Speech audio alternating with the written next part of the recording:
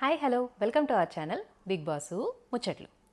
వెళ్ళిపోయిన contestants, eliminate అయిపోయిన contestants వాళ్ళని తీసుకొచ్చి నామినేషన్స్లో పెట్టడం పెద్ద చెత్త టాస్క్ అనే చెప్పుకోవాలి.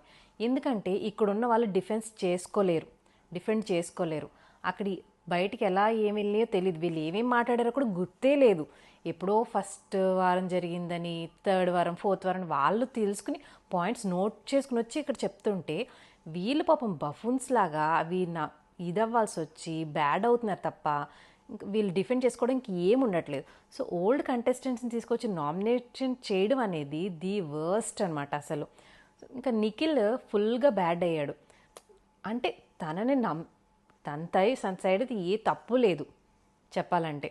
ఇక్కడ వచ్చి ఓజీ లాస్ట్ చూసుకుంటే ఆ ఓజీ వాళ్ళని మ్యాక్సిమం నామినేట్ చేశారు.